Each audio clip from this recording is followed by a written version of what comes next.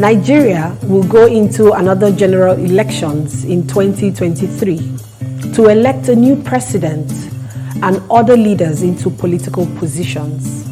But what kind of leader will Nigerians embrace at this time?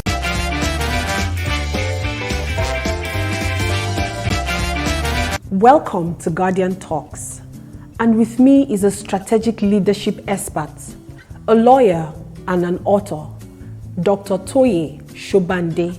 So we'll be discussing leadership skills, leadership deficiencies, and mapping out strategies that are necessary to ensuring that we have what it takes, to have that leadership that is needed both in the economy, in politics, in the organization, and anywhere else leadership is needed. What kind of leadership do you think that we need at this time in our economy? Largely in this part of our world, we've not had sufficient experience as to what leadership is about. So it's actually very difficult for people to be able to describe what kind of leadership we want. Why? We've been used to a form of governance that I call rulership.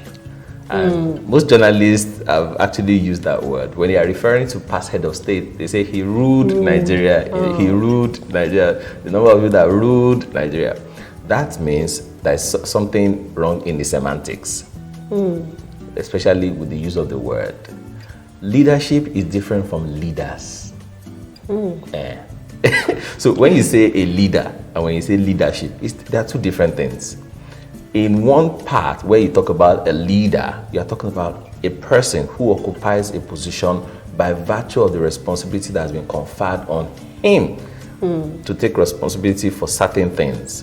But when you talk about leadership talks about a relationship between a leader and followers with an agreement that they've come together to draw up strategic objectives and to realize a desirable goal or a desirable future, and to understand that there are certain requirements for the realization of those objectives, and where the leader fails, the follower can call him to question or even demote him if he does not perform or replace it with someone else. That is when you are talking about leadership. So when we now come back to the question you asked me, that what kind of leadership do we want in Nigeria? We want a leadership that talks to the people, that empathizes with the people. We want a leadership that is able to look into the eyes of the people and give them hope, give them encouragement in the midst of the uncertainty. Help those who are in despair understand that tomorrow will be better. We are working hard.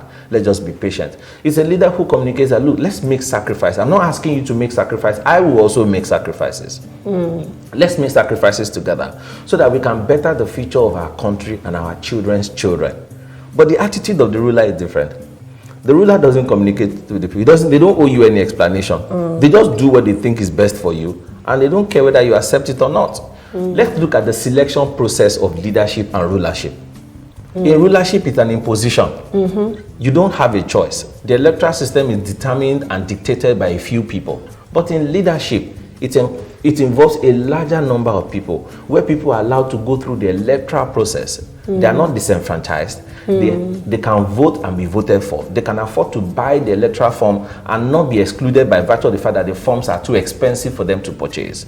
People can go to the ballot box and not be afraid that the tout will chase them. They can vote and they know the voting is credible. They know the counting is credible. They know the result is credible and it will be acceptable. In the rulership dimension, people get frustrated in order to be able to even register to vote, let alone vote. On the day of the election, the electoral machines are not even working. The votes are not credible. By the time the vote is counted, the counted vote is much more than the number of people that actually registered to vote. And there are myriads of court cases that lines up and there's a lot of contestation. So I took time to explain that for us to understand that before we begin to talk about the kind of leadership we want, we must understand what leadership is about. We must understand what makes a leader and what makes a ruler. We must understand the responsibility of leadership and the responsibility of followership. It is that relationship between the leaders and the followership that makes leadership. So what are we doing wrong, in this part of our world, in Africa, compared to other nations where leadership works? One of the things we started doing wrong was that after independence, we copied a system of government from our colonial masters, which is the parliamentary system. We practiced it for a while, then later we jettisoned it and borrowed from the United States the presidential system. So what we've been doing wrong largely is to copy and paste different systems of government. We've been copying and pasting and trying to apply it without understanding that the copying and the pasting is contextual. There's a context to which what you have copied works. For example, I have a friend who is a lawyer who had worked in legislative drafting and was telling me of some of the major organizations and institutions that were set up and how they were the ones who worked on the law that established those commissions. He said they literally just borrowed some books, some law books from England, copied it and put it together, changed some words and put it, that's it. So largely what we've been doing is to copy and paste without understanding the spirit behind it, the context. The African context, the Nigerian context is different from where you are copying those things from. And sometimes when you copy, you should copy right. We don't copy right sometimes. We've copied the presidential system of government from the US, but yet our constitution is not a federal constitution. It's pretending to be a federal constitution. Our governance structure looks like a federal structure, but it's not federal. How do I know? Look at the provisions of the Constitution on exclusive and concurrent list. It gives more power to the center. The current Constitution of Nigeria gives more power to the center and makes the federating unit very weak. That is not a federal structure. So how can you say you are proud? So those are the basic things that we are doing. So systemically, we are deficient, such that the system cannot produce the kind of leadership Nigerians are aspiring to have until we change the system. Until we copyright, until we don't even need to copy anymore. We have grown to the age whereby we can develop our own leadership system that is peculiar to our orientation, our prevailing mental model, which is our culture. That is peculiar to our needs, then that is peculiar to the kind of future we want to have for our nation. So, will I say finally, what would be your advice, to the country as we choose a new leader? My advice is, because presidency is actually counterintuitive. Is what? It's strategic. Yes, the presidency. I have a contrary perspective. I think we have over concentrated on the central government too much. That it had made the federating unit so weak, and that's why government policies at the center is not effective at the local level. Yes. Right now, we made the central government so powerful, and that's not. If you are serious about development, it should be the other way around. The federating units are the ones who are working, who are generating the resources. Yeah. And they are the ones who need the resources for their own sustainability, not at the center. And that's where there's a lot of wastage at the center. Because people who did not contribute to those resources, who did not develop it, are benefiting much more than the people who own it.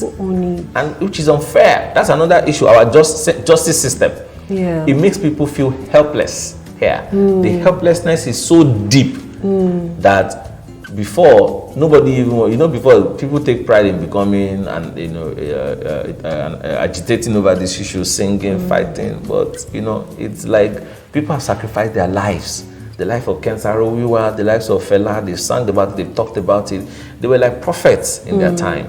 And, it's so frustrating that even members of their family who lost the loved ones, like the Moshood Abdullah family, are so discouraged that they can't afford to lose anybody. So even other family members are saying, look, even me, that I've been talking about political issues, I've been getting family members, I hope you are not running for political office, so we want you alive, all sorts of things, those things. So what I tell people is, it's too late for us to be reacting over 2023 elections. They determine who the president will be.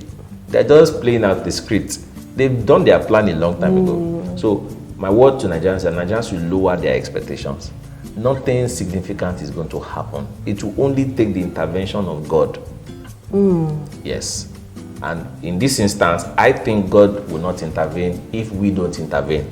And the only intervention Nigerians can have or can take up is to go and collect their PVCs. Go, and no matter how frustrating it is, particularly the elites, particularly the middle class, even that there's no middle class, particularly those of us who are career professionals.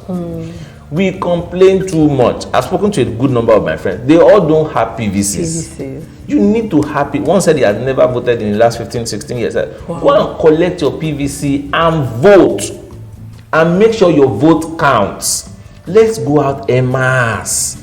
That is one civic responsibility that you owe for the prosperity of this nation. If you want this nation to prosper, take your PVC and vote. Listen to the debate. Listen to them. Let's call them out. Let's hold them by their word. Because our leaders are not accountable. They get away with the things because of the attitude of our people. We don't hold them accountable. We don't hold them accountable. To hold them accountable, we need to elect the proper people who are to go to the legislature, the Senate, and the House of Assembly. But you know what? I've been voting in this country for some years. None of them, I don't even know them. Except the one for my constituency. I don't know them. And it's not their fault that I don't know them. It's my own fault. So we have to take responsibility. A lot of us have to go. I've visited my senator's office several times to want to engage, to submit a petition. During the Bring Back Our Girls crisis when we started, in those days before it became I took a petition down there. The senator refused to see or acknowledge and anything. We sent it to Abuja. We made phone calls. We did everything we were supposed to do.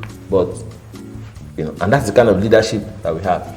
Because one critical issue that I highlighted and identified in my book is that our cultural disposition to leadership has this hierarchical structure where there's a power distance between the leader and the follower.